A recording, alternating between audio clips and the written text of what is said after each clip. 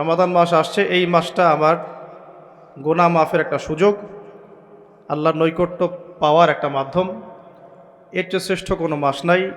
তাই বছরে যা করেছি এখন থেকে খাস তওবা করে আল্লাহর দিকে ফিরে আসা। আল্লাহ পাক তৌফিক দান করে দেন। আমরা দোয়া করি আল্লাহ পাক আমাদের সবাইকে সুস্থতার সাথে রমাদান মাসের রোজাগুলো রাখার তৌফিক দান করেন। প্রথম একটা প্রিপারেশন, যে আমি এই একটা মাস কিভাবে কাটাবো। আমার ঘুম, খাওয়া দাওয়া, পড়াশোনা, ইবাদত, জিকির আজগার, ব্যবসা, এগুলোর মধ্যে একটা সময়ের ব্যালেন্স করতে হবে। রমাদান মাস আসার আগেই সলফে সালেহিন তারা কি করতেন? তারা দুনিয়ার কাজগুলোকে কমিয়ে ফেলতেন। রমাদান মাস আসার আগেই চেষ্টা করা উচিত এক মাসের দুনিয়াবি যে ব্যস্ততা, এটাকে কমায় ফেলা। এর জন্যে যদি সম্ভব হয় বড় বড় বাজারগুলো আগে করে ফেলা উচিত, যাতে এক মাস আপনাকে দুনিয়াবি কাজের জন্য খুব বেশি ব্যস্ত হতে না হয়। রমাদান নষ্ট করে দেয় আমাদের দুনিয়াবি ব্যস্ততা, আর লাইলাতুল কদর নষ্ট করে দেয় মহিলারা। কিভাবে? শেষ দশকে বেশি বেশি ইবাদত করার কথা, শেষ দশকে আপনি দেখবেন মার্কেট ভর্তি মহিলা দিয়ে। তো এর জন্য আমরাও দায়ী, কারণ আমরা তাদের হাতে আমাদের উপার্জনগুলো তুলে দেই এবং শেষ দশকে তারা যা ইচ্ছা তাই করে মার্কেটে গিয়ে। তো এই জন্য রমাদান নিয়ে আমার যতগুলো চিন্তা বা লেকচার আছে, এর মধ্যে এটা একটা নতুন একটা বিষয় আমার মাথায় আসছে আলহামদুলিল্লাহ, যে রমাদান আসার আগেই দুনিয়াবি যত ব্যস্ততা এগুলো কমায় ফেলা উচিত।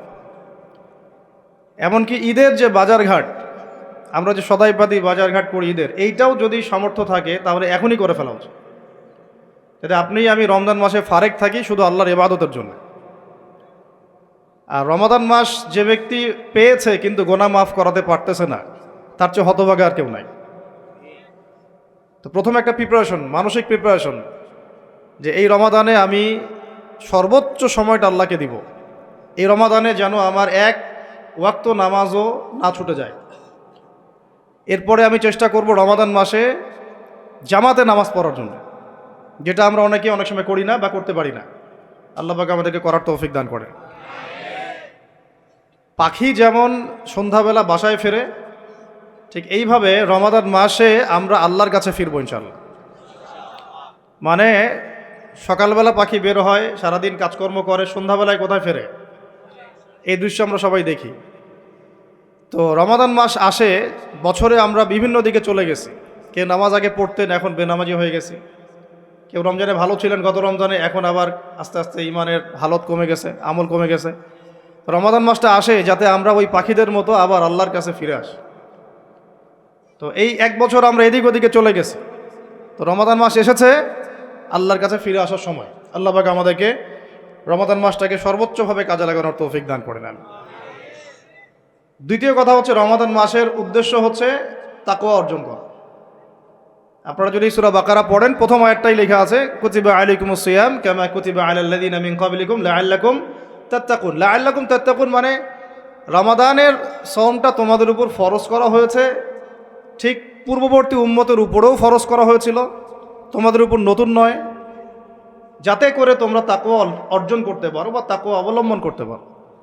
তো এটার ব্যাখ্যা এর আগের লেকচারগুলোতে আমি বলেছি।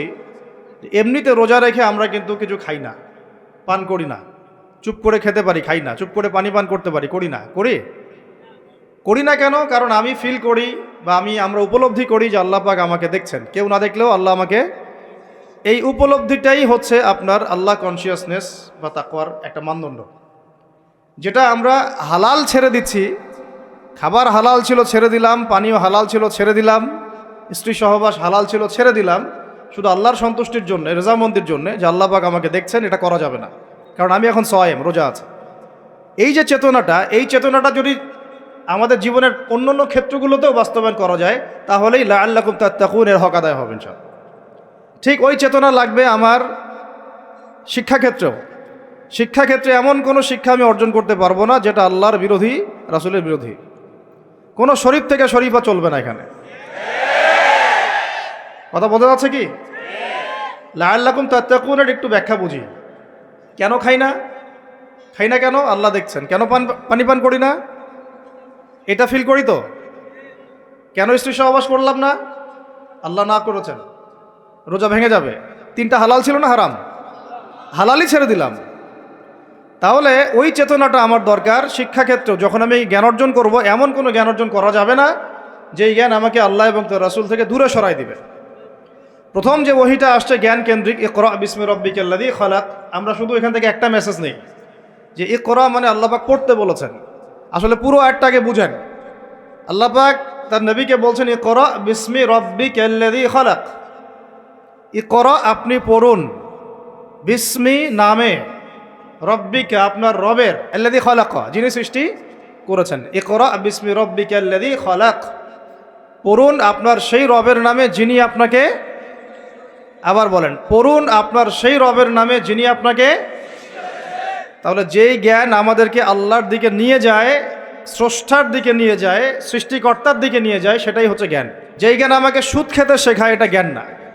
যেই জ্ঞান আমাকে ধর্ষণের সেঞ্চুরি করতে শেখায়, এটা জ্ঞান না। যেই জ্ঞান আমাকে বিশ্ববিদ্যালয়ে হকি স্টিক নিয়ে মারামারি করতে শেখায়, এটা জ্ঞান না। যেই জ্ঞান আমাকে তাগুতের বিধান দ্বারা দেশ চালানোর জ্ঞান শেখায়, এটা জ্ঞান না। এগুলোকে বলা হয় এক বাক্যে জাহেলিয়া। কি বলা হয়? এটাই ছিল আবু জেহেলের যুগের সুন্নাত। আবু জেহেলের যুগে এগুলোই চলতো। আবু জেহেলের যুগ মানে হচ্ছে ওই আইয়ামে জাহেলিয়াত। আপনারা গালি দেন অনেকেই, এটা বর্বর জাহেলি যুগ ছিল। কিন্তু কেন আমরা জাহেলি যুগ বলি? কারণ ওই যুগেও শিরকের ছড়াছড়ি ছিল, যেটা এই যুগে আছে। ওই যুগেও সুদভিত্তিক অর্থনীতি ছিল, যেটা এখনকার যুগের সুন্নত, ফরজ। সুন্নত তো না, ফরজ। এখনকার যুগের ফরজ সুদভিত্তিক অর্থনীতি, এখনকার অর্থনীতির ফরজ। যে কোনো অর্থনীতির দিকে যাবেন, দেখবেন সুদ ছাড়া এখানে গতি নাই। সুদ ছাড়া নড়ার জায়গা নাই। আপনি নড়তে চাইলে আমাকে ধরে ফেলবে আপনাকে। এটা সেই যুগ যে সুদ থেকে আপনি বাঁচতে চাবেন, আপনার গায়েও সুদের ছিটাফোটা গিয়ে লাগবে। আপনি যদি বাঁচতেও চান, আপনার গায়ে গিয়ে লাগবে এগুলো। ওই আইয়ামে জাহিলিয়াত মানে মাদক আর মাদক, ঠিক এই যুগের মতোই। আইয়ামে জাহিলিয়াত মানে মেয়েদের মানহানি, অবমাননা, জেনা, ব্যভিচার, পরকিয়া, ধর্ষণ, অশ্লীলতা, বেহায়াপনা, বেপরদামি। এই যুগের এগুলো এই যুগে নাই? আগের চেয়ে বেশি না কম? আইয়ামে জাহিলিয়াত মানে গোত্রীয় হানাহানি, দ্বন্দ্ব, মারামারি, কাটাকাটি। এখনকার নাই যুগে? তো মূল কথা হচ্ছে এই জাহেলিয়াত, যেগুলো যারা আমাদেরকে জাহেলিয়াত শিক্ষা দেয়, এটাকে আমরা জ্ঞানের সংজ্ঞায় সংজ্ঞায়িত করতে পারি না। তো ইকরা বিসমি রাব্বিকাল্লাযী খালাক এর অন্যতম একটা অর্থ এটাও যে জ্ঞান সেটাই যা আমাকে আমার রবের দিকে নিয়ে যাবে। সেটা জ্ঞান নয় যেটা আমাকে রব থেকে দূরে সরায় দেয়। তাহলে আমরা শিক্ষাক্ষেত্রে যখন থাকব, সেই জ্ঞান অর্জন করব যেই জ্ঞান আমাকে আল্লাহ এবং তার রাসূলের দিকে নিয়ে যাবে। যেই জ্ঞানটাই আমাকে আল্লাহ এবং তার রাসূল থেকে দূরে সরাবে, এটার নাম জ্ঞান না, এটার নাম কি? জাহেলিয়াত, মূর্খতা। এখন এখানে অনেক কথা, সব কথা মাহফিলে বলা যায় না, লম্বা করা যায় না। মূল কথাটা কি দেখেন, আমরা স্কুল পড়েছি, কলেজ পড়েছি, বিশ্ববিদ্যালয় পড়েছি, মাদ্রাসাও পড়ছি। এখন আমরা তালেবে ইলম। এখন কথা হচ্ছে আমরা শরৎচন্দ্র, বঙ্কিমচন্দ্র সব পড়ে ফেলছি, ইংরেজি পড়ে শেষ করে ফেলছি, ফিজিক্স, কেমিস্ট্রি, বায়োলজি পড়ে শেষ করছি, ঠিক আছে? আমরা জিওপলিটিক্স, অর্থনীতি সব পড়ে শেষ করছি। এগুলো আমাদের সিলেবাসে ছিল, তাই পড়েছি। কেন পড়েছি? কারণ সিলেবাসে ছিল। না পড়লে কি হবে? পরীক্ষা দিতে পারবো না। পরীক্ষা দিতে না পারলে কি হবে? সার্টিফিকেট আসবে না। সার্টিফিকেট না আসলে চাকরি হবে না। চাকরি না হলে বিয়ে শাদী হবে না।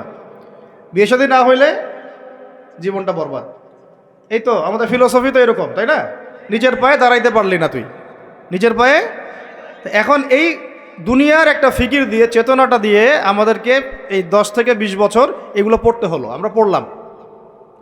এখন যদি সিলেবাসের মধ্যে থাকতো নবীর জীবনী সাল্লাল্লাহু আলাইহি ওয়াসাল্লাম, যদি থাকতো কোরআনের তেলাওয়াত, থাকতো আরবি ভাষা, থাকতো কোরআনের তর্জমা, থাকতো নবী সাল্লাল্লাহু আলাইহি ওয়াসাল্লামের অন্তত 1000 হাদিস, অন্তত 1000 হাদিস, থাকতো ইসলামের কিছু ইতিহাস, থাকতো ইসলামী অর্থনীতির কিছু ভিত্তি, থাকতো আকীদা, উসুল এবং ফিকহ। এবং এগুলো না পড়লে আমি পাশ করতে পারতাম না। পাশ না করলে আমার চাকরি হতো না। চাকরি না হলে আমার নিজের পায়ে আমি দাঁড়াতে পারতাম না। তাহলে এই 16 কোটি মানুষ এগুলো শিখতো না? বুঝাতে পারতেছি?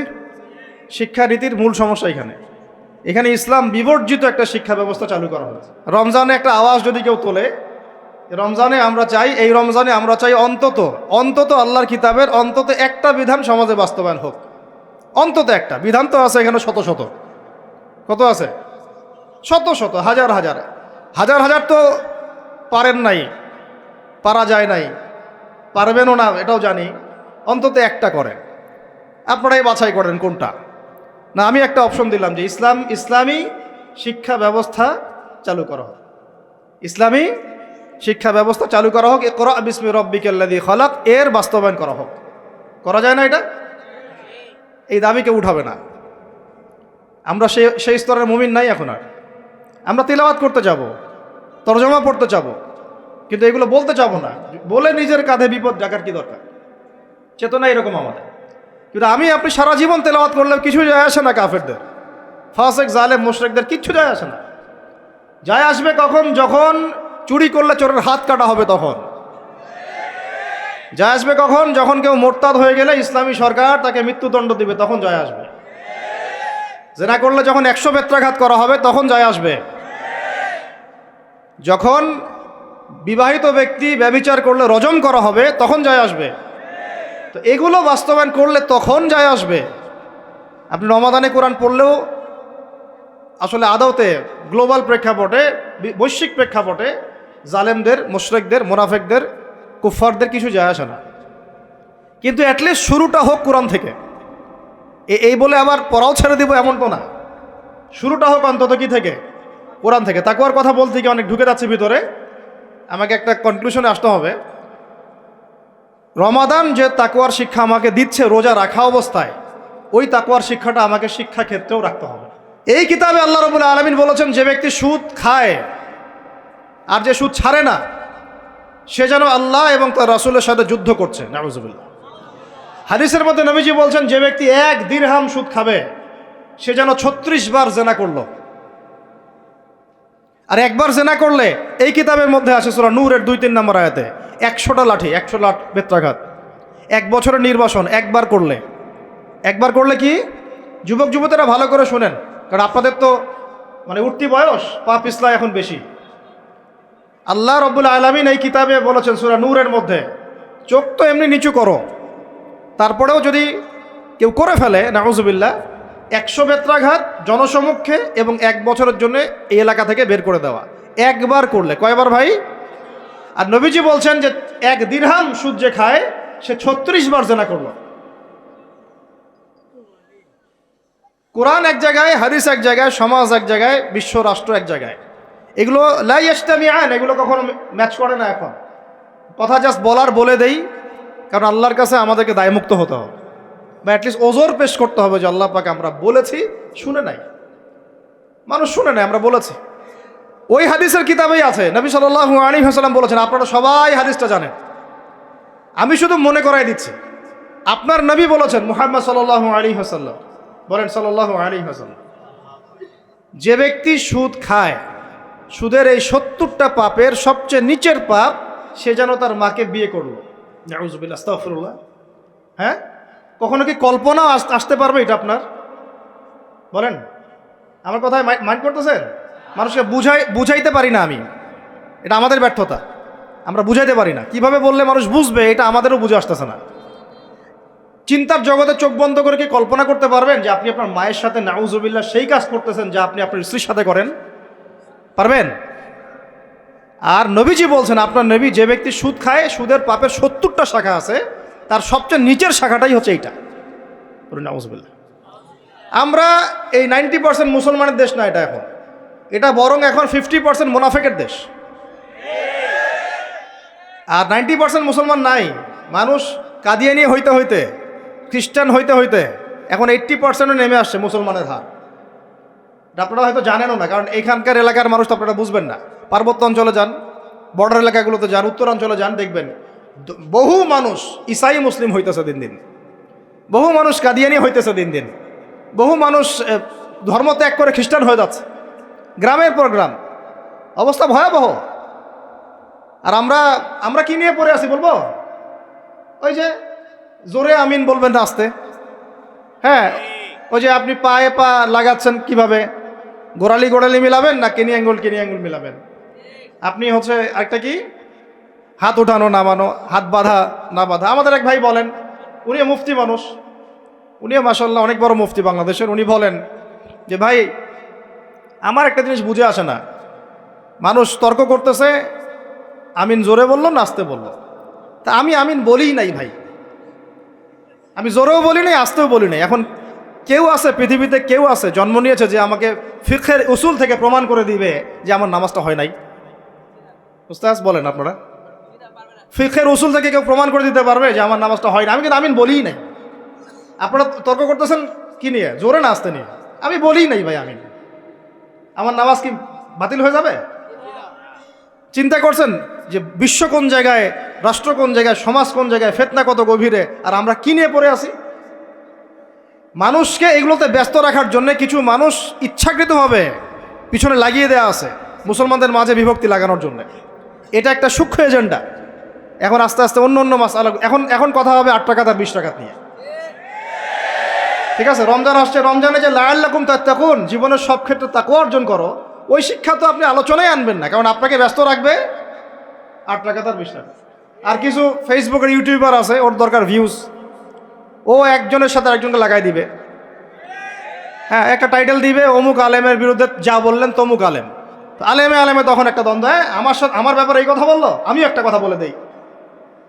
আমরা যে ভাই এত কমন সেন্সিন জাতি হয়ে গেছে দিন দিন, এগুলো দেখতে দেখতে আমরা খুবই বিব্রত এবং খুবই হতাশ। আল্লাহ রাব্বুল আলামিন আমাদেরকে বুঝদান করেন, গভীর বুঝদান করেন। আমি আল্লাহর ওয়াস্তে রোজা রেখে আমরা কেউ সুদ না খাই, রাজি আছেন তো ইনশাল্লাহ? কোনো দুর্নীতি না করি, কোনো ঘুষ না খাই, কোনো রকমের খারাপ কাজে লিপ্ত না হই, কবিরা গুনাহগুলো ছেড়ে দেই, ফাহেসা কাজগুলো ছেড়ে দেই, যে অনর্থক যেগুলো কাজ এগুলোতে কোনো ফায়দা নেই ছেড়ে দেই। আল্লাহ পাক আমাদেরকে রোজা রাখার মতো রাখার তৌফিক দান করেন। এখন শিক্ষা ক্ষেত্রে আপনি তাকওয়া অবলম্বন করলেন, আল্লাহকে ভয় করলেন, আমি এমন শিক্ষা শিখবো না যেটা আল্লাহ নিষেধ করছেন, নবী নিষেধ করছেন। এখন আপনি চলে গেলেন আপনার এই পারিবারিক জীবনে। পারিবারিক জীবনে গিয়ে কি তাকওয়ার পরিচয় দেওয়ার দরকার নাই? নাকি হলে নামাজ, রোজা, হজ, যাকাত আর তাসবিহ তাহলিলের মধ্যেই তাকওয়া, পরিবারের মধ্যে তাকওয়া থাকবে না? তাহলে আমাকে একটা উত্তর দেন যে আমার পরিবারে আমি বাবা, আমার ছেলে নামাজ কেমন করে পড়ে না, কিভাবে? এখানে তাকওয়া থাকলো না থাকলো না? আমার পরিবারে আমি কর্তা, আমার পরিবারের লোকজন নামাজ পড়ে না, তাহলে এটা কি তাকওয়ার পরিচয় হইল? আমার পরিবারে আমি তাহাজ্জুদ গুজার, আর নাউজুবিল্লাহ আমার বোন, আমার মেয়ে বেপর্দায় বাইরে চলে, তাকওয়ার পরিচয় হইল? আমার পরিবারে আমি কর্তা, নামাজ পড়ি, রোজা রাখি, মাশাআল্লাহ, হজ করছি আমি, মাশাআল্লাহ, জাকাতও দেই, ওমরাও করি বছর বছর, কিন্তু আমার পরিবারে হারাম টাকা ঢুকতেছে, এটা কি তাকওয়া হইল?